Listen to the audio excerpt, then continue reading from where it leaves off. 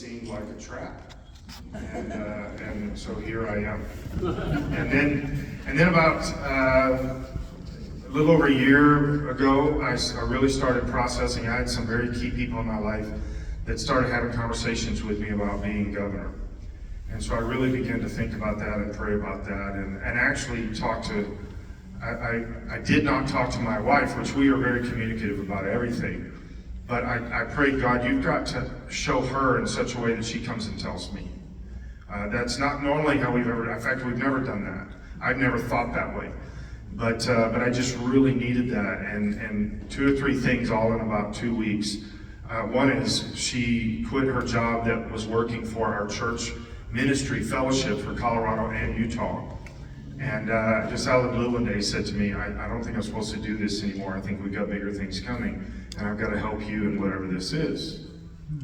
And I wanted to say, what would that be?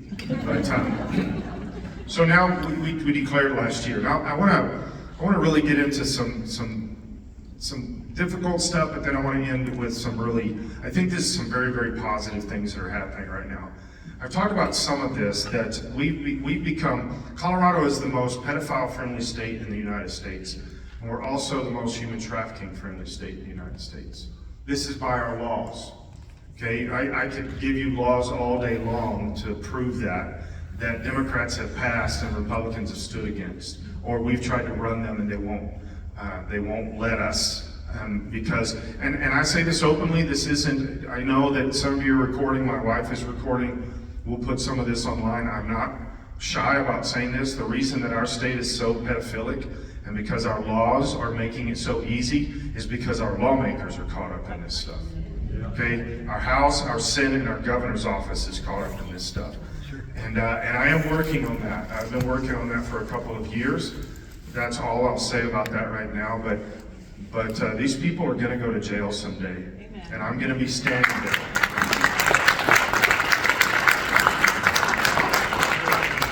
And I'm specifically going to be standing there when that happens, because I've been working so hard on this. And I hate to say it this way, but I'm not getting anybody else to help me. I mean, people like you, yes, you're behind me, okay. But I mean, people that can investigate and do those kind of things, and lawmakers that can also help me in the process. I'm just not getting that really. There's only a couple that have even done some things.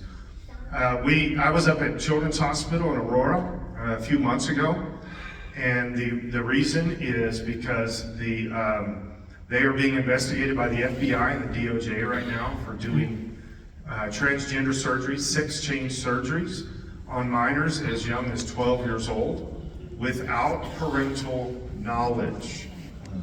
Not consent, knowledge.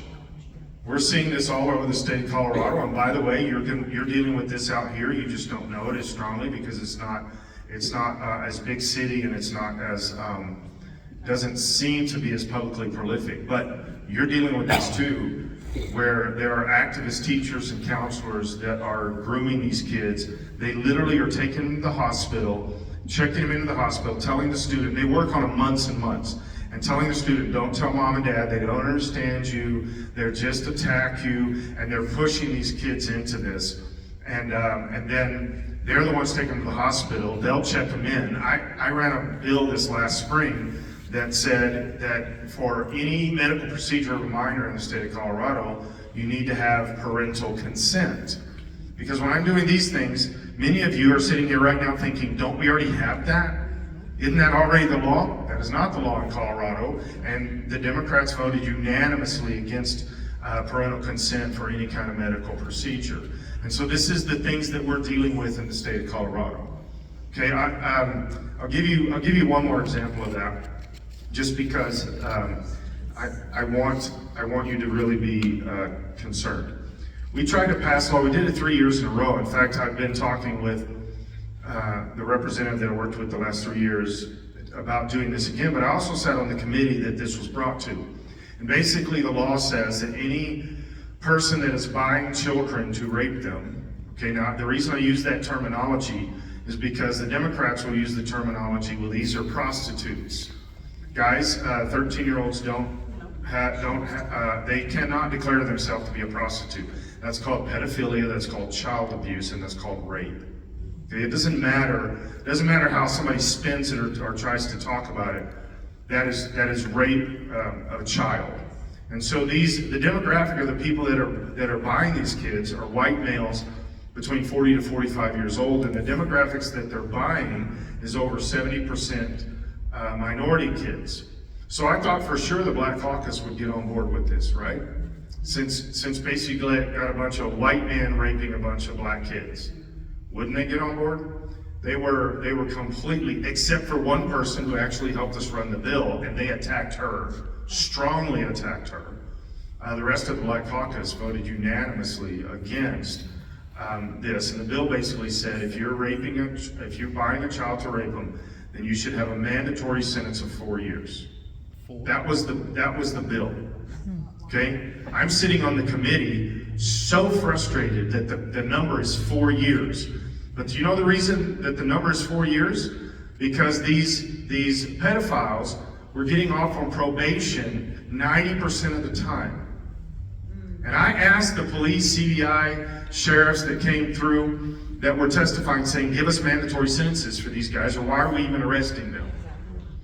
And I asked every one of those guys, and about 12 of them that answered the question, they all said, I asked the question, what's the youngest child that you have ever personally caught? Not your department, not your group, not your municipal police department, whatever, but you personally, you walked in on, you're the one that made the arrest.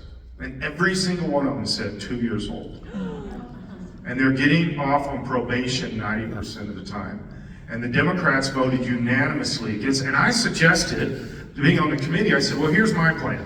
Because although I'm helping with the bill, I'm on the committee, so I get to ask questions and say things.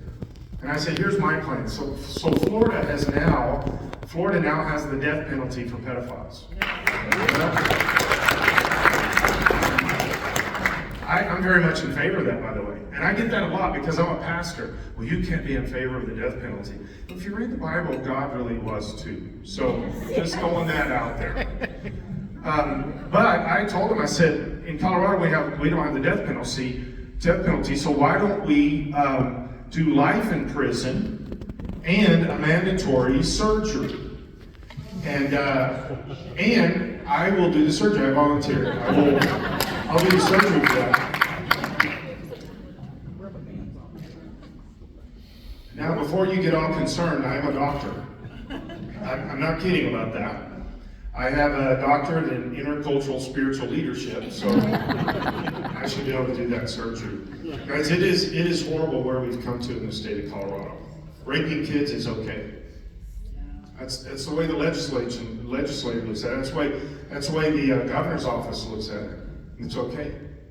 When they're getting off on probation 90% of the time, how can you argue against the fact that is the culture of Colorado in their minds? This is where we are, and this is why I, as a pastor, decided this is what I'm going to do, and to be. I don't like politicians. Sometimes I look in the mirror and I don't like myself.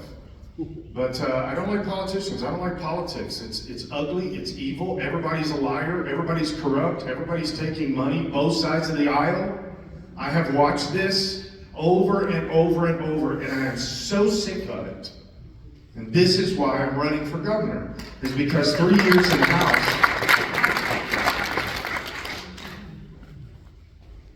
3 years in the House, and this will be my 4th year coming up, 2nd term. I'm done with this. We are destroying kids. We're doing surgeries on these kids that will never ever heal. In fact, I ran another bill that had to do with this last spring. By the way, the Democrats have made an agreement together. They came up to the microphone in the well in the Capitol and publicly said this, and they've said it 3 or 4 times. And the leadership has come to me many times and said this. They have made an agreement that any bill that I ever bring up, they will never pass. It doesn't matter what it's about. I could literally have a bill that says all Democrat representatives get $1 million, and they will not pass it because my name is on it. I'm the only Republican that has not, well, I did have one bill passed. It was a license plate, changing the state one license plate at a time.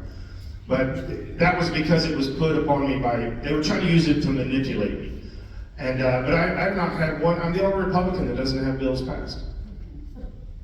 Because by the way, it's called Wolverism. If you want to look that term up, it's called Wolverism. But this is the reality. They come against me because I will not stand for any of their stuff. I get gavelled down and kicked out of the well so many times. And part of that, well, I actually sued the governor and the Speaker of the House because I caught them, I tracked them doing that because they're dumb. Not the governor, you just have to include him because he's the guy that signs the bills. But since then, she's really lightened up on me because they actually had to come back and make a law that it's the only time in the history of Colorado that it says because of a representative in the House that is suing us, we need to change the wording of this law and then pass the law because I had to attack the law because of my free speech. And so she kind of runs from me a little bit nowadays. She's a little scared of me because she knows I'll sue her. And I've got lawyers that'll jump on board immediately. In fact, we were about to sue on another one, and my own Republican caucus undermined me on this one, but our leadership did. But I was on the phone with the lawyer saying, okay, what do I need to say? Okay, you need to say this and this and this. And when she does this, do this and this. I said, okay. And I did all that. And when she finished and she gavelled me out, and I said, okay, you betcha. And I left the well, she immediately knew lawsuit number 2 is coming. But our leadership undermined me on that one, so we didn't get it done. But let me give you some good news. Let me give you some good news in the big picture. How am I going to win this thing? This is a blue state. The Democrats have all the money. How am I going to win this thing? Now, first, I would be running. I am running because I really feel like God told me to. Okay, I really believe that. I know people say that stuff, but I did not want to be a representative. I did not pursue this. I knew this is what God was telling me. I used to really, really like my life. And now I'm a representative. And I don't have time. I used to mountain bike and golf and all kinds of fun things. I even sold, I had a huge Jeep, 37-inch tires, 4-inch lift, I made my own bumpers, all kinds of stuff.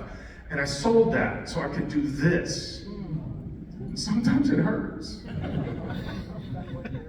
But here's the thing, I know I'm supposed to be doing this. And even if there was a strong possibility I was going to lose, I would still do this. But guys, I don't think I'm going to lose. Let me tell you why. A bunch of things. One is the Democrats are pulling away from the Democrat leadership in the state of Colorado right now at huge numbers. Okay?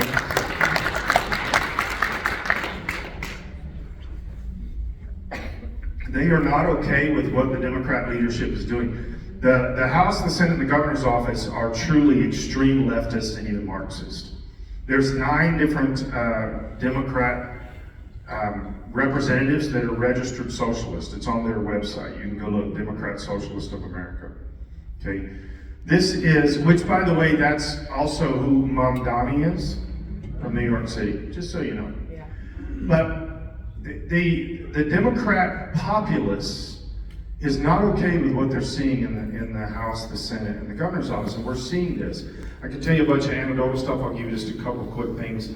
Forbes magazine did an article about 3 weeks ago, maybe 4 weeks ago now, that they said that Colorado is no longer a blue state that is very winnable for Republican turnover in 26. Okay? You know, they're not a conservative magazine, right? The Denver Post said the same thing. This was a few months before. They said that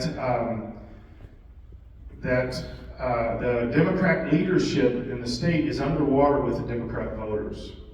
Forbes magazine, the last couple lines of the article they wrote said, "This is a shot across the bow to the Democrat leadership." In other words, they are saying, Democrats in Colorado, you are about to lose your state because you have become so far left. This is a liberal magazine saying this. The Denver Post, one of the most liberal newspapers in the entire United States, they rival the Times of LA and New York, right? Same thing, they're trying to get the Democrat leadership in the state of Colorado to wake up and realize you're losing the control that we've had on this state. And if we lose Colorado, We're losing major stuff. That's the way the Democrats look at this. Now, let me just interject this here. I believe with everything in me, and it's going to be people like you that are going to make this happen. We're all over the state. I love the West Slope. This is like the 20th time I've been over here. I've gone down to Cortez. You know how far Cortez is from anything? Especially my home. But I love it. I love the rural places. I love coming to the West Slope because you guys are the ones that are going to make me the next governor. And I really do believe I'm going to be the next governor. Now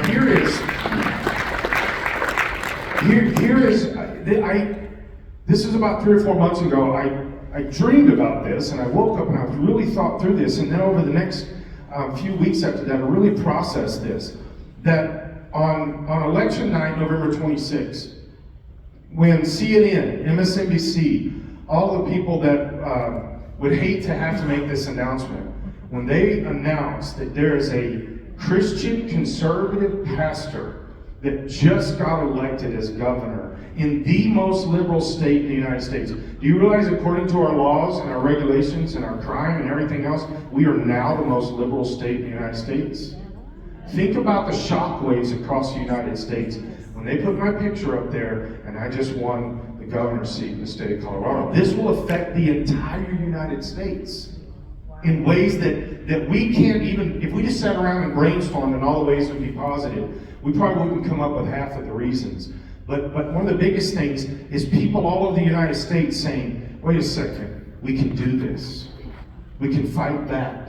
We don't have to just stand down and roll over and all the other things. And I get so frustrated with my own party that is constantly telling me, you need to move to the middle. You gotta stop talking about things like grooming and abortion and stuff like that. You gotta move to the middle. Guys, we've been moving to the middle for 20 years. Look what it's got us. We can't win anything in the state of Colorado because people are wanting. Think about this. Why did the country elect Donald Trump? There's a handful of reasons, but here's a couple of big ones. He is a leader that is not shy about looking in the face of the opposition, and I believe looking in the face of evil and saying, you're wrong, and we're not doing what you're asking us to do. That's the number one reason. And then when you look at the values that he brings and then the things that he has done, he's actually doing what he said he was going to do. Think back to all the presidents in the last 30 years. Can you think of any that actually did what they said they were going to do? I'll give you a big one. This is one that, because I'm a pastor and I so much strongly standing with Israel, when he moved the embassy to Jerusalem, do you know how many presidents have promised that? Even going back to Reagan. Reagan's one of my heroes. Reagan promised it. Bush promised it. Second Bush promised it. Clinton promised it. Obama never promised it. But all of these people said, we're going to move the embassy. Trump did it first day. First day.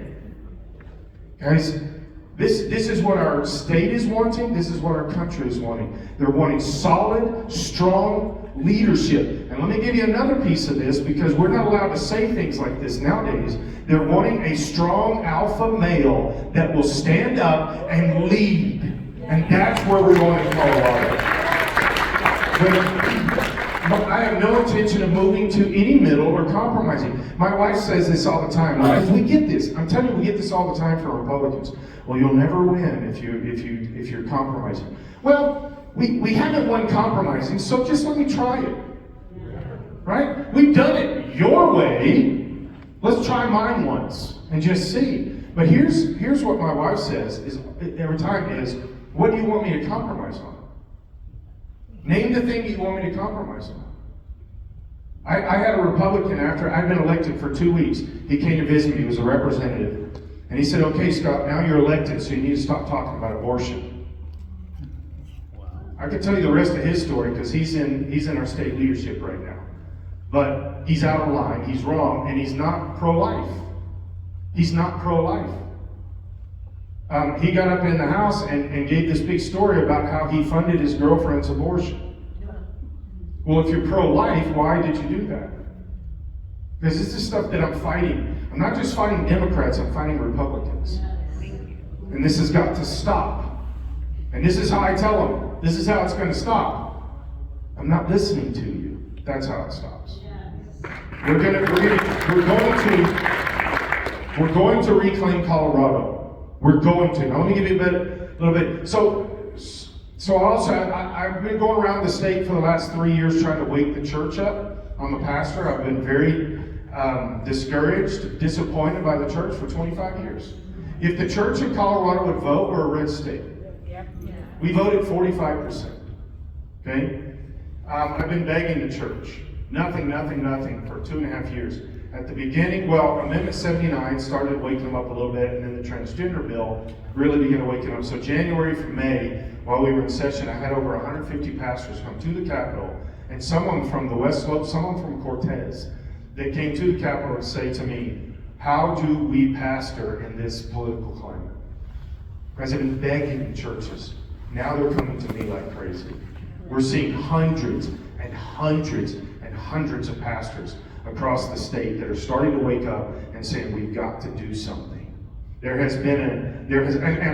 fact, I think I'm pretty sure I said this last weekend in my church, yesterday, is a lot of the corruption, brokenness, grooming, abortion issues, and everything else, that's not the world's fault, that's the church's fault. Because the church has not done anything. And then they say, well, we don't do politics, okay, but they're murdering your babies. So do you do politics or do you not? Because that's not a political issue. That is a God issue, that is a moral issue, and we are, as pastors, it says in Scripture that we are held accountable higher than the average person in church, and we will stand accountable for this. But to give credit where credit's due, the church is really starting to rise up. I'm saying the leadership. The church, the Democrats are going to vote for me. We know where we need them. We know what we're doing there. We're going to have a lot of Democrat votes. We just got some statistics today that 47% of the support that I'm getting right now online is from independents and unaffiliated. Well, here's the thing. 52% of the state is unaffiliated or independent, and I'm getting 47% of that group. I mean, of people that are supporting me, 47% are from that demographic. That's a nice number there, right? So here's on election integrity, and then I'll take some questions. You guys realize I could do this for 4 or 5 hours, right? There's so much that's happening. But so we know that our elections are broken, they're corrupt. In fact, there's so many people that are discouraged after this last national across the nation, different elections, and even in the state with board members and all kinds of. There's a lot of people that are discouraged, and I understand that. Except for the fact that we still have broken elections. So how actually legitimate are these elections, okay? That's the first conversation. And I'm not gonna address that a lot, just to say it's there, it's real, and I do have a plan how to fix that once I'm governor, and I can explain that if you want more details. But here's some good news. Right now, Secretary of State Griswold is her office, the voting machines are under investigation in 4 ways from the DOJ. These are the public ones. There's a couple that I'll add to that are a little more private. Okay. The 20 election is under investigation. The 24 election is under investigation. The BIOS passwords release, remember that? Oops, that happened there. That's under investigation, and the Arapahoe County voter anomalies are under investigation. All 4 of those right now. Theoretically, the DOJ cannot investigate the 22 or monitor the 26 because these are state-only elections. But this investigation is going to be coming to fruition, to full bloom, in the middle of the 26th election, and it's about the machines, the passwords, the Secretary of State's office, her overreaching power into the county clerk's offices, all of this kind of stuff. You know why? You know why the DOJ is doing all of this? Because Donald Trump brought his lawyers back the second time 3 months ago about Tina Peters and said, let her go, a Democrat judge. You did not hear this in the media. Okay, but I talked to the lawyer myself, one of them. A Democrat judge in the state of Colorado 3 months ago ruled that Tina Peters did not break the law under any circumstances. She was fulfilling the duties of her job. And on top of that, the Democrat judge said that she is in prison right now to stop her First Amendment right to free speech. And then he said, a Democrat judge said she's a political prisoner.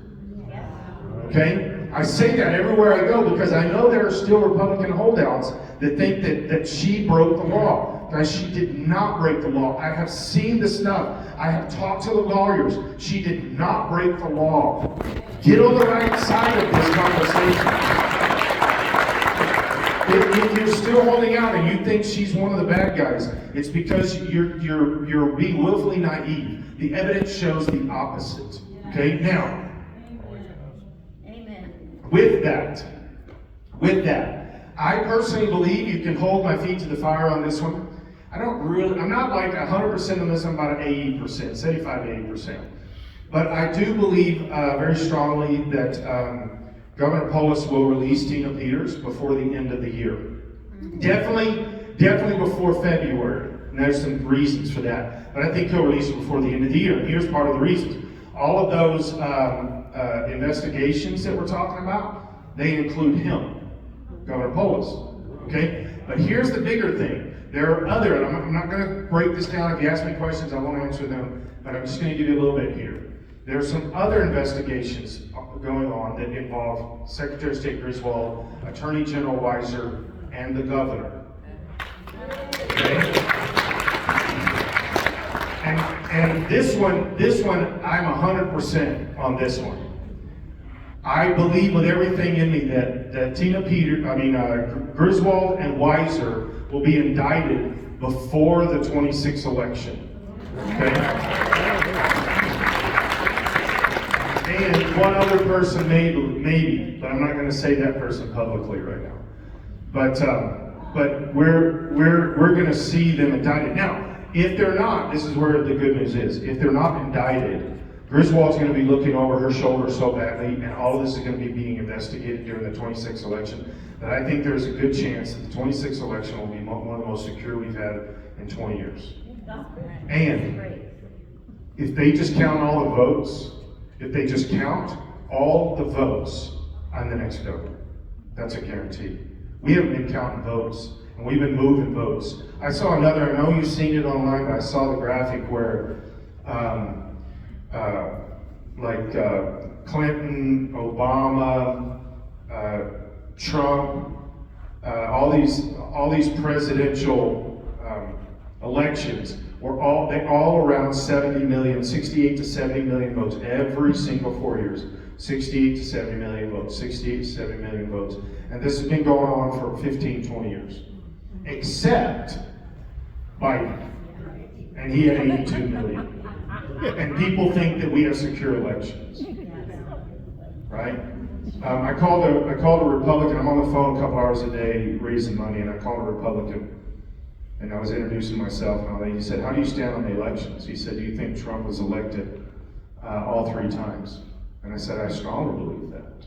He said, "Then that's all I need," and he hung up on it. He doesn't believe that.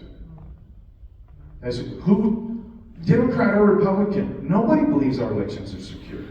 Nobody. They were shouting like crazy when Republicans get elected.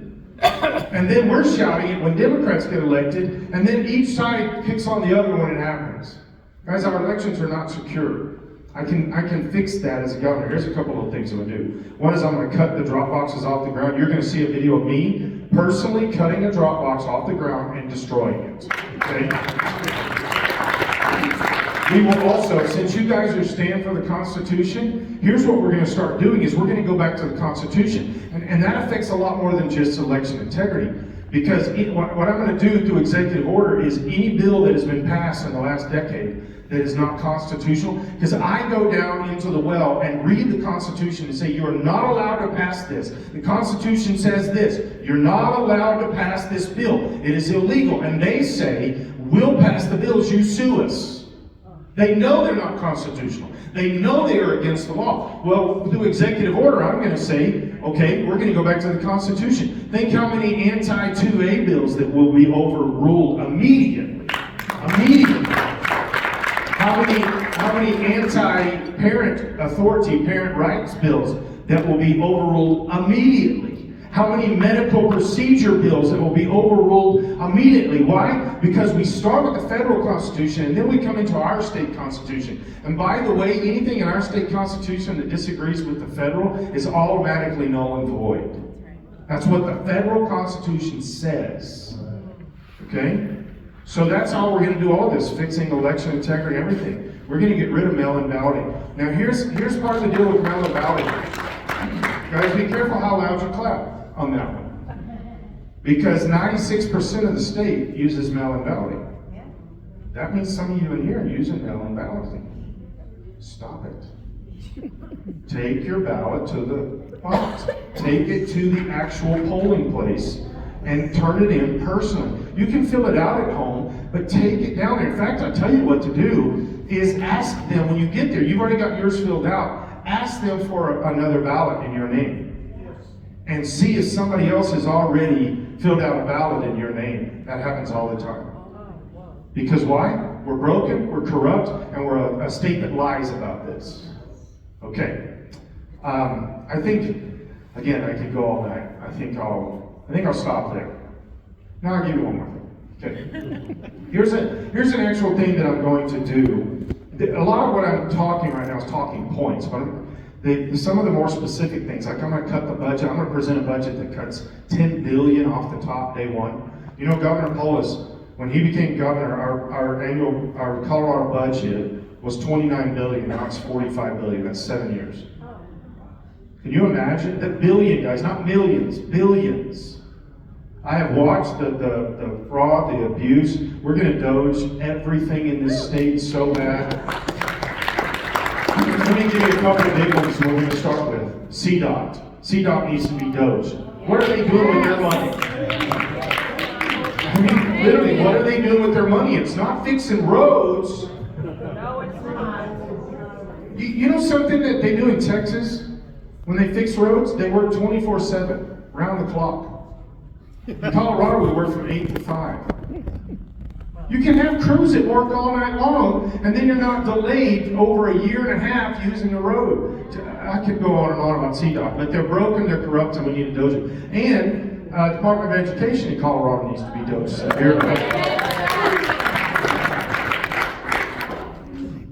I was speaking last week at an event, because this is the third thing that I like to say.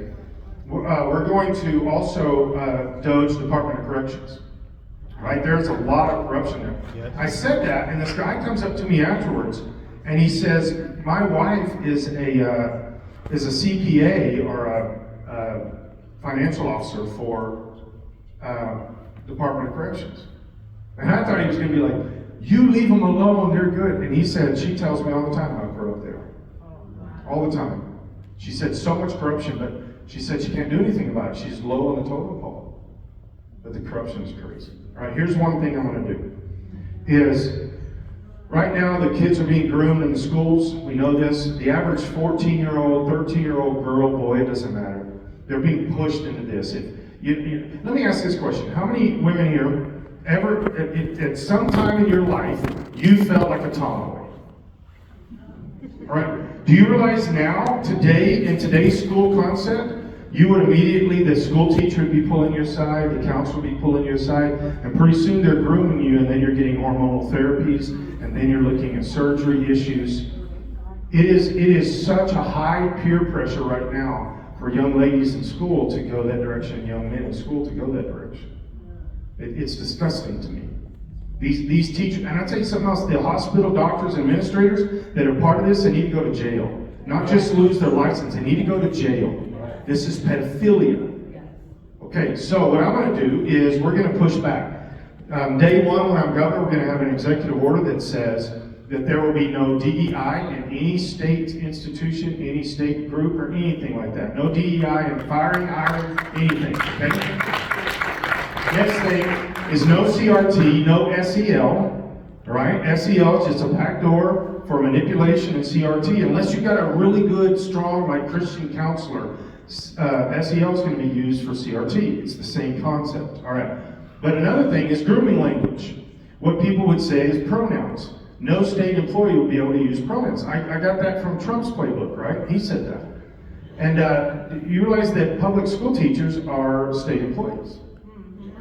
So they will not be allowed to use grooming language, they, them, hers, its, whatever, on themselves, but they also will not be allowed to use them on the students.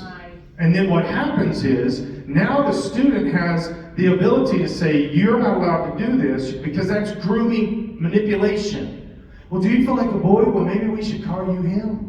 That's manipulation, that's coercion, and that teacher needs to first go to jail. But under my administration, we will immediately make that against the law for any state employee. And then what I'm going to do, and this is part 2 of it, is we're going to open a hotline straight to the governor's office that any student in the state of Colorado, in charter, public, any kind of school, they can pick up the phone, call the governor's office directly and say, this teacher is grooming me, and we will start an investigation immediately.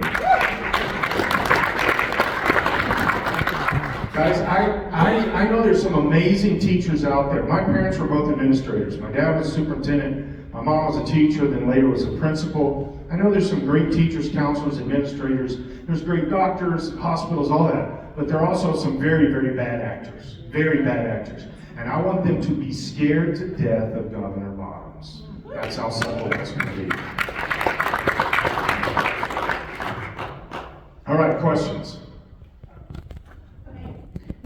Okay, so we have a microphone at that podium, and then we have a microphone at that podium. So if you have a question, if you could make your way to the back or to the front, and please just ask one question, and make it a question like that he has to answer, not a statement or a story, but a question, please. And then ask your question, go sit down, and then if you have another question, come back up and ask. If you are unable to make it comfortably to one of those, if trouble walking or whatever, let me know and we can walk the microphone to you. But if you are able, please make your way to the front or to the back podium. Thank you. And I know in these, this is basically a friendly room for me. I hope. I get softball questions sometimes. Guys ask difficult questions. If you really got something on your mind, you need to know the information. I'm going to tell you what I really believe. I don't play politics. I don't play games. I'll tell you what I really think. So, yes, sir. Is this working? Okay. It is going to be a little bit long question because I'm very passionate about this. I got to talk closer. Okay, there we go. As of November 8th this year, I've been driving truck for 42 years. I don't look that old. That's because I started when I was really young. Anyway, CDOT, that's my topic. CDOT. 35 years of that has been going over to Denver and back. That's a lot of years traveling over those mountain ranges. And in those years, we've never had problems not being able to get over the mountains because the plows always did their job. Now the plows are around with blades 4 inches in the air and they don't want to plow nothing. They sleep on the side of the road. I see it every night. I go to Denver every night and back. And CDOT don't do nothing. The person who came from California that is running it. So my question to you as well as educating is we need to get our highway back open again. They've got a game that they're playing, CDOT has, as well as the state police. Not turning on the chain law sign. You'll see it in the news. Not turning on the chain law sign. Let it snow. Don't plow nothing. Let the semi trucks and the cars go up the mountain. When they spin out and block the highway, quickly go throw on the chain law sign. Yes, it's true. Then how? Okay, truckers didn't do what they were supposed to. They didn't chain up like they were supposed to. The news is showing the chain law sign on. Trucks are spun out. Let's blame it on the truck drivers. We need stricter chain law laws for semi trucks.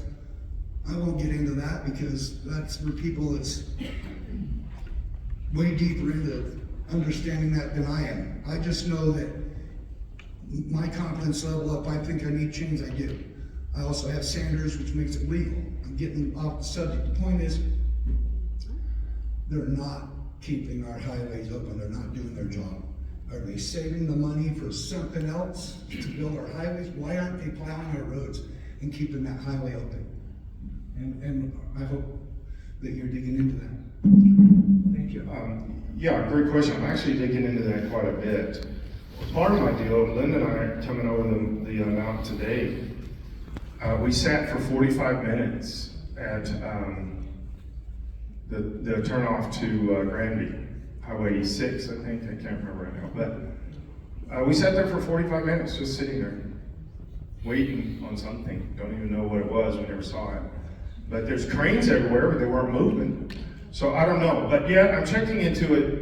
I'm irritated right now because I had to sit there. But I'm also checking into it with no passion involved. Just looking at, we already have all these laws. The laws are in place. We also have some checks and balances for CDOT, but the governor will not institute those because he brought his guy, like you said, he brought his guy over from California. We have a California guy running our CDOT now. That is not okay. You bring a liberal corrupt guy to run a liberal corrupt institution. Makes no sense. The biggest issue with CDOT is the corruption. It's not the laws. The laws are in place. It's not the money. They've got plenty of money. It's the corruption. People are becoming millionaires off of CDOT and off of state and federal money, and we can blatantly see it. We see it in the House. We see it in the budget. I sit on appropriations. That's the last committee that the bills have to come through if they want money. And I have watched. That's why when I say I'm going to submit a budget that cuts $10 billion off the top, $10 billion is kind of a random number. But I know that's an easy one. I can probably cut $15 billion if I really am trying to. $10 billion is easy. I've watched the budget. We do not pass a balanced budget in the state of Colorado. And we've got Democrats and Republicans that sit on the JBC and they say that we do, but we don't. And the reason is because we play shell games. Well, this money's going to be supported with this. Oh, I usually try to say this, so this is important. Right now, there's 4 or 5 different bills that have been passed in the last couple of years that take money from the unclaimed property tax fund. Okay? I guarantee you, at least 3/4 of this room right now, you have money sitting there with your name attached to it. It is state.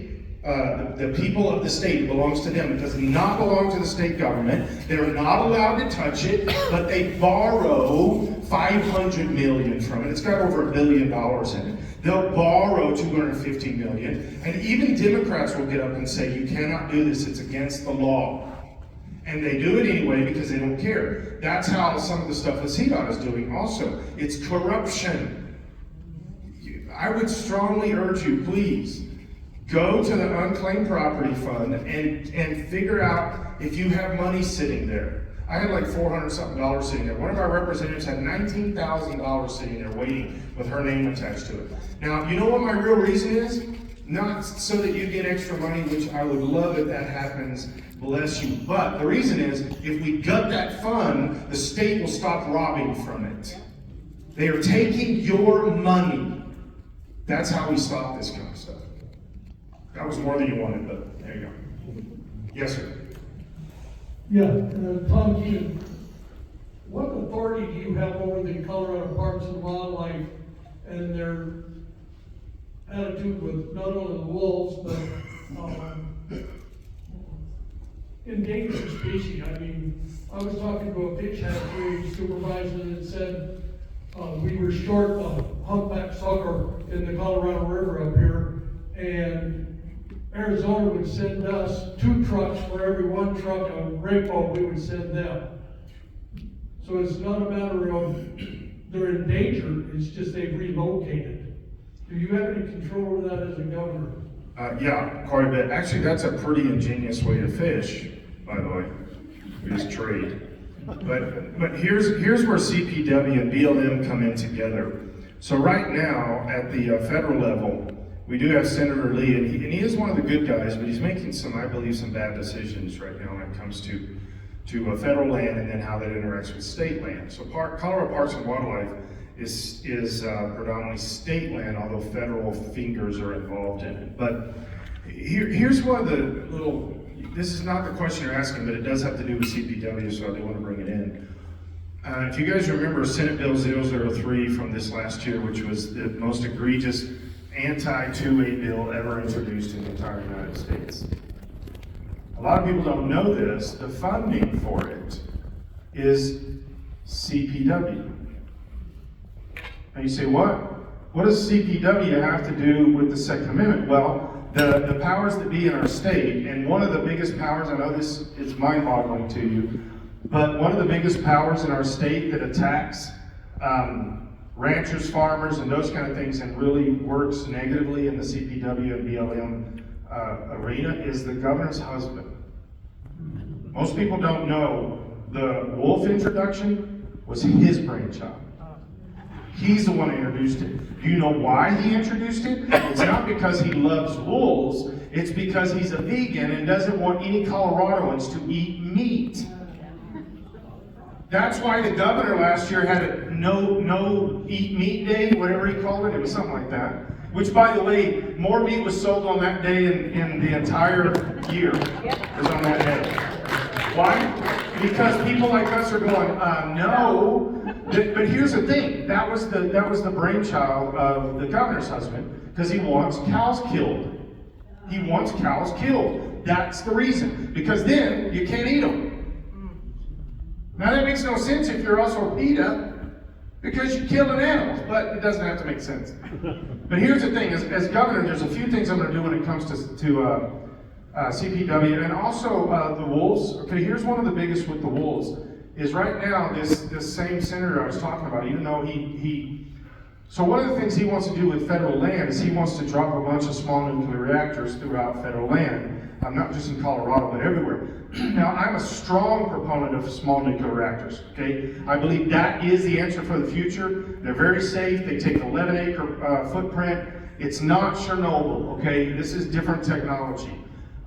These are very doable, but I think each individual municipality, county, city, or whatever needs to vote on this. I'm very much local control. So if you say Grand Junction, if you say, well, we don't want a small nuclear reactor within 50 miles of Grand Junction, I believe you have the right to make that decision. Now, I would disagree with that decision because I think that is the future, and I think that's our best option going forward. Okay, we're going to start having a lot, and this is also part of my platform, we're going to start having a lot of data centers and things they're already wanting to come into Colorado. My plan's a little different than what you're seeing around the state with this. I think we should put these data centers up in the edge of the mountains, foothills, things like that, along cold water streams, rivers, and those kind of things. It doesn't do anything to the water, it just runs through there and cools the data centers. We power them by small nuclear reactors because these data centers are going to take all the electricity. We will not have electricity in Colorado once they start putting them in because we're taking away all of our coal electric power plants.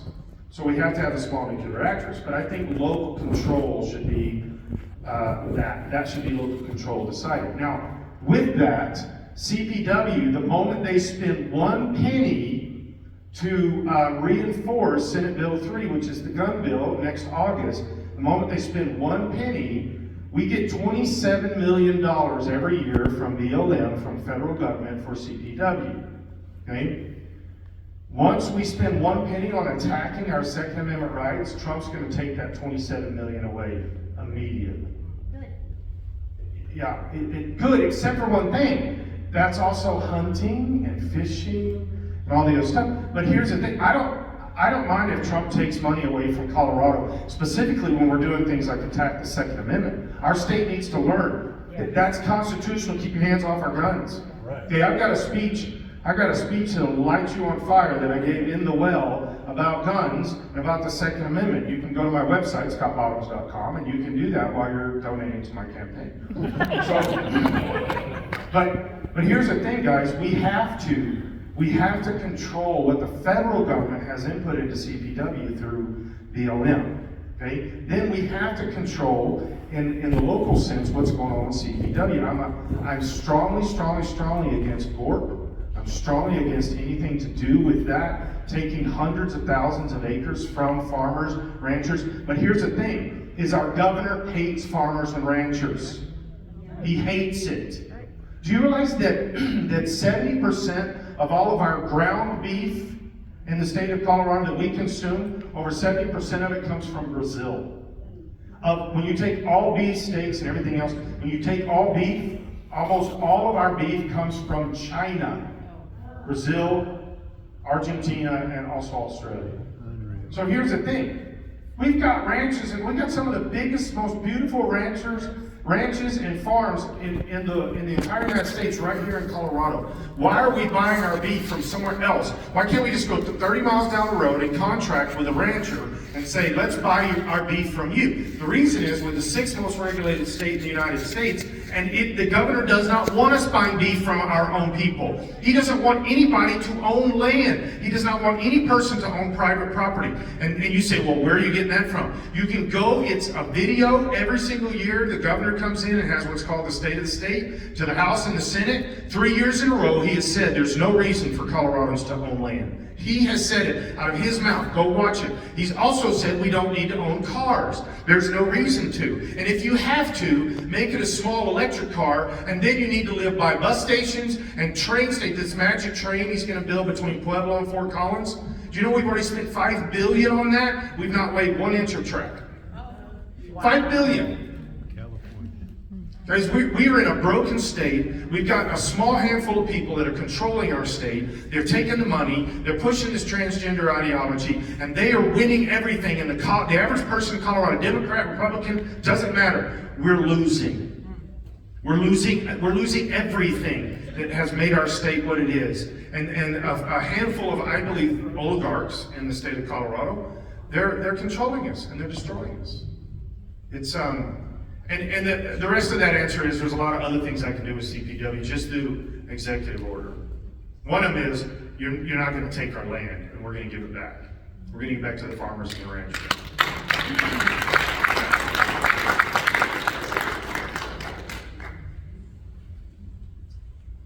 Can I call you Scott? You can call me anything you want. Okay, Governor. I like that one better. My favorite one is pastor. Okay, Pastor. I've been a pastor since I was Governor 20. Scott. But governor, it's getting right in there with you. Well, first of all, I want to thank you for coming tonight. Appreciate that. And my question is going to be real short. Once you're elected governor, what will you do to get rid of all of the sanctuary cities in Colorado? That's an easy one. That's a passionate one for me. There's a few things we're going to do. One is, so I know our governor keeps saying we're not a sanctuary state. You know why he's saying that? Anybody know why Governor Polis is saying we're not a sanctuary state? He's a liar. Well, yeah, because he's a liar. But there's a reason. Because he wants to be president. Okay? When the Venezuelan cartel came in, he said, oh, it doesn't exist. Nothing to see here. It's not real. That's conspiracy. So did the mayor of Denver, so did the mayor of Aurora, so did Attorney General Weiser, who's running for governor now also. He said the same thing, and he's actually sued the Trump administration over it. And then the DEA came out and said that the headquarters for all of the Venezuelan cartel in the United States, the headquarters is Aurora, Colorado. Okay? Then the Venezuelan cartel / government in Venezuela, they're the same thing. They came out with a statement last spring that said that the reason the cartel exists in the United States is to disrupt our political and financial systems. That's a very important statement because that's why Governor Polis is so much in favor of the cartel being there. The same reason the mayor of Aurora, the mayor of Denver are okay with their being there. All right? One bill alone, you can look it up, it's 1309, HB 25-1309, but one bill alone, we gave $500 million. We're supposed to be cutting $1.2 billion from our budget because Colorado's in the hole, $1.2 billion. They said we cut it, they lied, we didn't. But in the middle of that, they gave $500 million to illegal immigration, and specifically, it says it in the bill, illegal immigrant transgender surgeries. Now, how many Puerto Ricans, Ecuadorians, Salvadorians are coming to America for their dream of getting transgender surgery? That's a joke. Do you realize that is an American issue? It is not, and slightly European. Google this. This is something that you will find astonishing.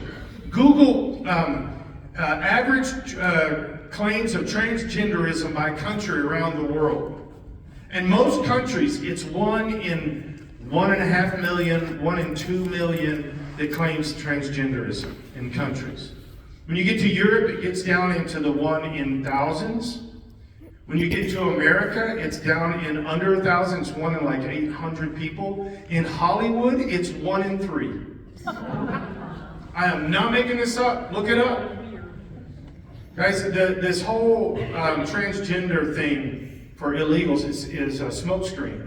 They're using that $500 million to prop up the illegals, prop up illegal crime, prop up all this stuff. Why? Because the disruption, political and financial disruption, is liked by the leftist Marxist side of the Democrat Party. Not the average Democrat, but the leftist Marxist side. They want that disruption. They want that chaos.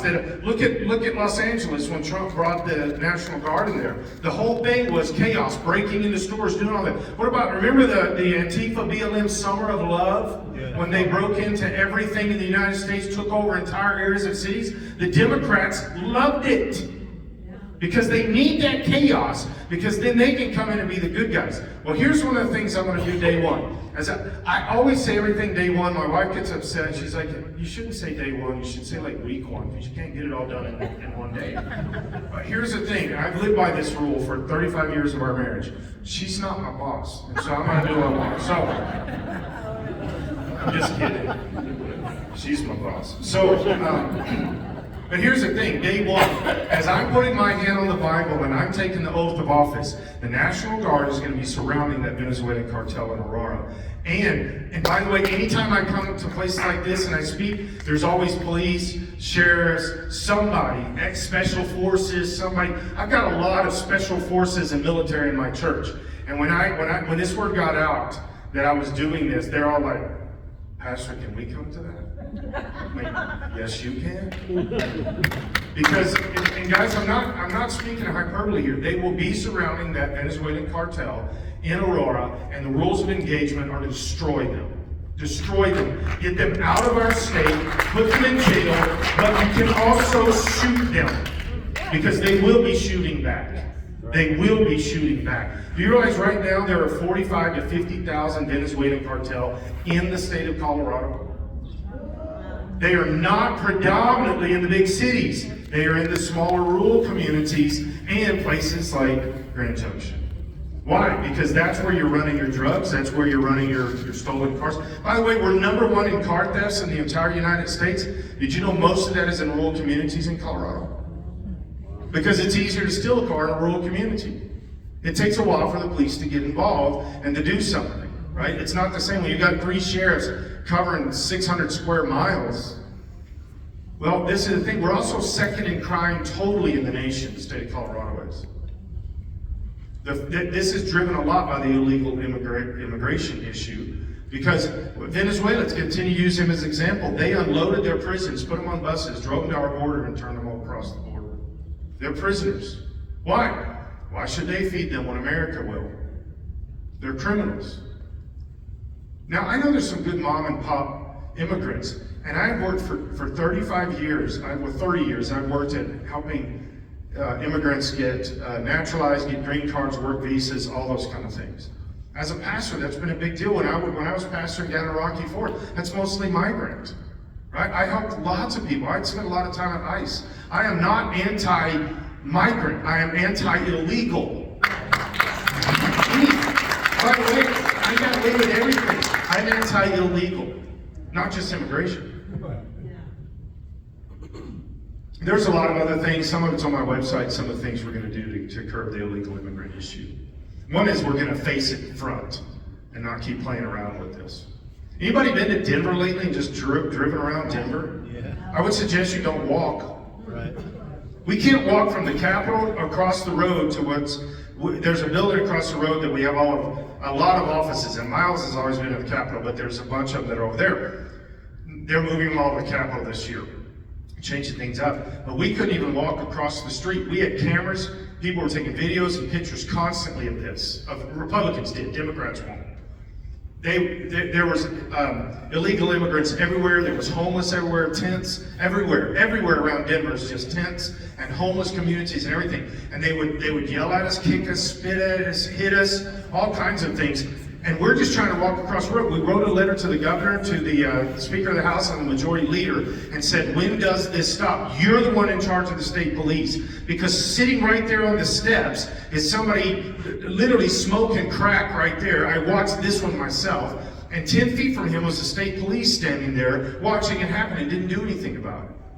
The reason is because the governor, for the most part, not totally, there's some good state police guys, but all the ones around the Capitol and the governor's detail, he scrapped all the good guys and he brought in all of his transgender groups. There's some of the state police. Now, there's still some good state police, but their hands are tied because of the governor's rules of engagement. So, yes, sir. Thank you so much for being here. Out of respect for Jenny, I'm going to only ask one question, but I have a handful for you. This one's going to be on taxes. Currently, there's 9 out of the 50 states that don't have property tax or income tax. I'm curious if you favor tax reformation and what that would look like in your administration. Well, yes, I favor it. I'm a Republican, but I'm actually a Republican, so I'm gonna answer that pretty strongly. I ran an anti-income tax bill, or not anti-income tax. I tried to lower the income tax every year I've been in the House. Okay, and the first year I did it because the governor was on the news talking about how we need to lower the income tax, and the governor said, we need to lower income tax, and maybe even someday we'll get it down to 0, but we really need to work on this. So I said, okay, let's lower it 1.3%. And Democrats voted unanimously, and the governor said that's irresponsible. So then the next year, I came back and I said, let's lower it 0.4%. The governor said it's irresponsible, and the Democrats voted unanimously against it. Why? The governor doesn't want us to lower income tax. Okay? When I'm governor, and I'm going to do as much as I can through executive order, but we're going to have the House and the Senate with us. But here's something else, guys. I strongly believe, and I can prove this to you. We've taken every single county in the state of Colorado, broke this down by vote, by vote, by vote. I believe, my campaign believes, the Republican leadership is dragging their feet on this, although I have had a few people come to my side on this in the Republican caucus, Republican House caucus, Senate caucus, and the state leadership. We believe, because they're all saying, well, we can flip maybe 5 or 6 seats. I believe that we can flip 14 seats in the House in 26. I believe the time is right. Remember all the stuff about the Democrats are so frustrated, they're tired of all this? We're seeing this in the setup already to many House races. We know we're going to win a handful. If we can count the votes, we know we can win a handful. Because I believe we can win 14, which I'm going to need for really huge tax issues. I don't like taxes. I don't like any taxes. I don't like any taxes. I'll give you a philosophical, ideological, but also theological thing to process here. My God asks for 10%. Why does my state have the right to ask for more? Amen. I'm not okay with that. I've never been okay with that. Okay? We're eventually going to get to 0 on income tax, but I tell you the biggest one, and I've got a bill that's already ready to go right here. I don't know if I'm going to submit it this year because of the way the House is setting up this year, but I'm also going to eliminate property taxes. Florida. Now, I can do some of that through executive order, but I have to have the legislation along with me. Okay, now you say, well, what about all of our local districts are supported by property tax, right? Schools, police, fire, water, all those things are supported by property tax. Well, Florida just did away with property tax. Why can't we? We'll have to change our tax structure, and I do have that. And one of my biggest tax structure changes is actually in education. That's a long answer too, but that's where I'm going to go. But property tax, we can eliminate it, and we can eliminate income tax. I believe that income tax is not constitutional. I also don't believe property tax, but income tax in a different way. You should not be paying taxes against your will on something that you're not purchasing or doing. Okay? Your income is what you're earning. You should not be paying taxes on that. The only thing you should be paying taxes on is what you go out and say, I want to purchase this, I want to own this, I want to buy this, I want to do this. And then you can pay taxes on that. And I think you can even set some, I don't like the idea, I will fight against it, but if some things are considered luxury and they need to be higher taxes, I would still fight against it, but that's the concept that we need to have rather than taxing our income. That is not constitutional, and it needs to stop. And I want to work on both of those, income tax and property tax. Not lowering them, eliminating them.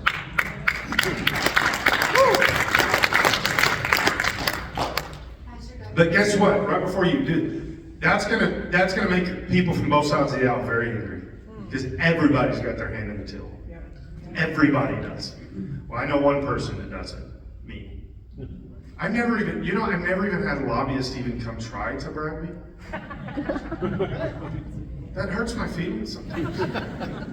They won't even try. Yes, ma'am. My question to you is, I remember you saying that you're gonna put a hotline to your office in schools, so that way students can call you and be like, hey, by the way, X teacher is grooming me. Are you gonna do that for the collegiate scene? Because I know there's a ton of stuff going on just at CMU.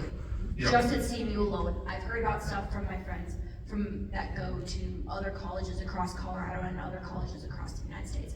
I'm aware that you don't have control over colleges around the United States, but I feel like you might have control over colleges in Colorado. Yeah, a little bit, but here's the thing is, and it's not necessarily like a hotline in the schools, it's just a phone number you call it to get to the governor's office, okay? These are minors, and so we do have the ability to address that in a different way. When you get to 18 and up, so theoretically these are adults, okay? Now I'm not trying to be critical or pejorative against the younger crowd, but 19, 20, 21-year-olds, guys, I know they're adults by age, but they're still, Rush Limbaugh used to always call them minds full of mush. Right? They're very movable, malleable, okay? So here's the thing with the college campuses. Some of this is taking care of itself, but there will be, you gotta remember that I just said we're not gonna have DEI or grooming language at any state employer or state institution. Well, if these colleges are getting state money, they're a state institution. Our Constitution says where the state money goes. That's why when it comes to education, I look at it a little differently than the money following the child. I can answer that if somebody needs me to, but because it says where the state money goes, the state's in control, then now we can reverse that on the evil that's being done in these places right now and said, okay, if you're a state institution, if you keep pushing DEI and you keep pushing, this, where you have, we had state representatives that after Charlie Kirk was shot, they put on their websites how glad they were that he was shot and that this is good for our country. And we had one state representative that put on her website the day after President Trump declared Antifa as a terrorist organization, she put on her website, I am Antifa. Well, if she does not get taken care of before I become governor, once I'm governor, we're gonna arrest the people that say they're Antifa. Because that's a terrorist organization. There still is a culture on the college campuses, university campuses, that is very much the DEI and all that stuff, and it will be very hard to stamp out. But if we make it where if you're a state college, you don't get state funding unless you stop with the DEI and some of this other stuff, we can curb it quite a bit. We can shut it down quite a bit. Now, with that being said, this is a natural thing that is happening, and I've been watching this for about 20 years, and I started saying this as a pastor. I started saying this stuff 20 years ago. Now, so that you understand, I am pro higher education. Okay, I have a terminal degree. I've been in university system for a long time. To get a doctorate, you're going to be there a while. Okay, I'm not anti-higher education, but I am anti-manipulation and indoctrination. Right? I sit on the board of a university in Texas that is a Christian university that is not about indoctrinating students. And there are some very good universities, most of them are private, most of them are Christian, that are not about indoctrinating students. Okay? If you're not indoctrinating, then you're not under a threat. But if you're indoctrinating, you'll be under threat by the governor in the state of Colorado. And that's where we're going to shut it down. Now, because of that, we're already seeing higher education being slowly pushed back. But a lot of people don't know this. In the Big Beautiful Bill, one of the things that's in the Big Beautiful Bill is that the Pell Grant, you guys know what the Pell Grant is. If you're a college student, you get access to this Pell Grant. Now, it is now accessible for trade schools. Most people don't know that. Now, Why is that important? Because trade schools is where a major shift is happening in our country right now, and we have less and less people going to institutions of indoctrination to get a bachelor's in gender confirming studies that is just used for activism and will never actually do anything. And they're going to trade schools, and they're coming out of trade schools with basically no debt, and they're making $100,000 plus a year, and the college students coming out making $40,000 a year with $250,000, $300,000 worth of debt, and kids are seeing this, parents are seeing this, and they're starting to say, wait a second, maybe there's a better plan, and they're heading more into the trade schools. And then there is something that I like to call mid-collar, not white collar, not blue collar, but more mid-collar mentality, or new collar is another term that I've heard once. Nobody's really talking about this though, is that middle arena. My son falls into this category, where he went and got a bunch of certificates and things like that. So you get trained, you get the understanding, you get a certificate, rather than going and getting a degree. And he is making so much money right now. And every 3 or 4 months, another headhunter calls him and says, hey, we'll give you a $30,000 raise, come work with us. We'll give you a $50,000 raise. That's just the raise. This is happening all the time. And he works for Lockheed Martin in IT and those kind of things. That's an industry level, which is very important when it comes to AI, guys. AI is going to gut a lot of our jobs across the United States. It just is. But I also believe very strongly, go to my website, this is my 6th platform there, that human innovation, we've always stepped up when technology takes over. Right? The assembly line, nobody's going to have a job anymore. Well, we figured it out. Computers, desktop computers, nobody's going to have a job anymore. We figured it out. We have the ability to do that. We're resilient as a people. But I think you also have to have some people at levels like the governor, where they're opening up as many possibilities as possible and saying, all right, these are openings for human innovation while AI is taking this. I talked to some lawyers recently, and they said that within a year, by the time our election happens, there will be almost no legal aids anymore within the legal ranks. Do you realize how many tens of thousands of people that is? That's just going to be gone, because AI can do it in 15 seconds, where it takes legal aids, a week, 3 or 4 of them working together a week to do this. Right? So we've got to be on top of that, and that's where I believe that higher education has already kind of taken care of itself. It's shot itself in the foot so much that it's kind of collapsing in on itself, which I'm okay with, because that'll bring reform. Right? I think we only have time for 2 more questions. Yes, ma'am. Thank you for being here tonight. Firstly, I just wanted to commend you and thank you for your support of Tina being from Mesa County. Many of us here are supporters, and some are quite close friends, and so we thank you for that. So my question is coming back to local politics, because as you've seen probably since last week, we are having an issue with our local school board elections. And as governor, is there anything that you can do in terms of working on election law? Because what we were facing was thousands and thousands of dollars being contributed from the Denver Teachers Union. 130,000, I think, is about what it was, when we have small local contributors here that are truly in our community. Is there anything that can be done to curb those types of outside entities coming into the local elections? Thank you. Well, so theoretically, you really can't do anything about people in the state of Colorado donating or something to an election, right? There are rules about it, and this is where the Democrats. So every year I've been in the House, they change the election giving amounts. They cut them in half every single year I've been in the House, and they always get up and say this is so that we have good grassroots people. Well, here's the thing. I'm grassroots people. I would not be elected if I had to have a big, huge bank account. And here's another thing. I wouldn't have been elected if petitioning on was the only way you could have got there. Okay? I do not like petitioning on. I think it's unethical. I think it lacks integrity. I will never petition on, ever. I've said that. I will never petition on. But we're taking grassroots elections away from the hands of the people and putting in the hands of, and Colorado we're one of the only caucus states left. I think there's 12 or 13 caucus states. And we're even quasi-caucus because you can go to the assembly or you can petition on. Well, petitioning on means we're not a caucus. We're not doing it by caucus and assembly. And so you really can't stop it. You guys, does anybody in here know the maximum amount I can receive as a donation for gubernatorial per person? Because I have my wife. Anybody? Take a guess. 2,000. 3,000? 3,500? 3,000? 2,500. You know, some states it's unlimited. Some states it's 50,000, 25,000.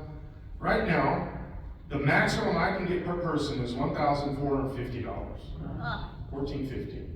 If you're a married couple, $2,900. You make the check out to Scott House. But here's the thing with this: board members. Anybody in here ever run for school board? How much can you raise per person for school board? Well, I didn't this time, I've run for it. Oh, well, it's changed. It's come down. But a school board candidate can raise $2,500 per person. Now you say, well, how does that work? You know why it's like that? Because they don't want guys like me running. Because Polis dropped $33 million of his own money on his campaign. He's probably going to give $20 to $25 million to Senator Bennett. Senator Bennett's probably going to have around $50 million. Our campaign is saying we think we can get there between 7 to 10 million. And our 7 to 10 million will go much, much farther than our 50 because of people like you. But here's the thing, is they keep making it harder and harder and harder for guys like me to actually run. So can you stop somebody from Denver from coming in? No, you can't with that. But here's some things that I do think that we're gonna have to take care of. One is, like I said, no mail-in balloting. The idea of Dropbox is so stupid. No mail-in balloting. But here's also part of the thing, is we need to have more transparency from the government level and also from the giving side of this. So I don't have a lot of outside entities donating money to me. There is something in Colorado called an IEC. Some people call them PACs. We don't actually have PACs in Colorado. We have IECs, Independent Expenditure Committees. Those need to be a lot more transparent so you know where the money is coming from. But the other side of it is if we have safe and secure elections, you're going to shut down a lot of that Denver, even though they're bringing their money from Denver, you're going to shut them down when people go to the polls. And here's a big one that I'm going to do. I'm going to do everything I can, and I've already got people that are working on this. We've talked about it for hours. We have a strategy. We're going to tear apart the teachers union in Colorado. Yeah. We are still a right to work state, so you don't have to be in a union. We still have that, but man, the pressure is getting worse and worse. And we passed legislation last year and this last spring to give more power to unions to be able to manipulate and I believe bully people into being part of the unions. Well, the teachers union is the biggest one in the United States, and it's the most corrupt, and it needs to go away. And we need to put that's a whole, I don't have time for that tonight, but I have a whole education plan that will do that. And that includes all the way up to school board members and those kind of things. We gotta gut the whole thing and start over. Yeah. And it's doable. It's not a major difficult problem. I mean, it's a major problem, but it's not the solution is actually kind of simple. And I believe it starts with the teachers unions. But yes, ma'am. So, my name's Ann. Thanks for being here tonight. Our medical system is a mess. Pediatric speech therapist in an outpatient clinic here. And because I choose not to get a flu vaccine, from November to the end of March, I get to wear a mask. So any healthcare worker in the state of Colorado gets to wear a mask. It's like not making sense to me because it's not evidence-based practice. What kind of things can you do to help stop those kind of questions? So let me answer that part first, and then I'll kind of back up a little bit because it's a bigger subject. But let me just posit this, okay? You have to decide what you're going to do with this. But I can name people that even in Denver and Colorado Springs that they fought the system by just not obeying, not complying. Now, there's a potential you could lose your job for it, but the lawsuit would be enormous, and we need, I'm saying this selfishly, so I'm not telling you not to comply because I don't want you to lose your job, But if we start having some people that will stand up and not comply, which we have had in Denver, and they've won the lawsuits, we've had them in Colorado Springs, they've won the lawsuits, they stood up and they didn't comply. They had to go without a job for a while. You have to put that in the calculations. But their lawsuits were bigger than what they would have made during that time frame. Now, I think on these kind of things, that should not be your motivation. So this is a spiritual concept. If your motivation is greed or selfishness in the process, so I'm going to do this so I get more money, I think you lose long term. Okay, but if your motivation is I'm not gonna let this happen, I'm not going to be manipulated, controlled like that, then you can fight the system, and it will take a lawsuit. And there are groups across the United States that will take up your lawsuit for you. They will. For a percentage, it'll be like you don't pay anything out of pocket. They will do this. This is what we have to do in our country. And let me back up to when COVID first happened. Some people think this was the propulsion for me into political office, and it wasn't. This was a result of how I think and who I've been over the last 30-something years. But we sat down, me and my board sat down in the fall, November of 19, and I've been watching the news, and I think I'm kind of perceptive about this stuff, and I do have the ability to look down the road a little bit on this. And I recognized that this whole COVID thing was going to get blown out of proportion, and I told my board at that time, I had some really good thinkers and strong personalities on my board, and I said, guys, I think this is something that the state of Colorado, but also big state, the government, federal government, is going to use to shut churches down.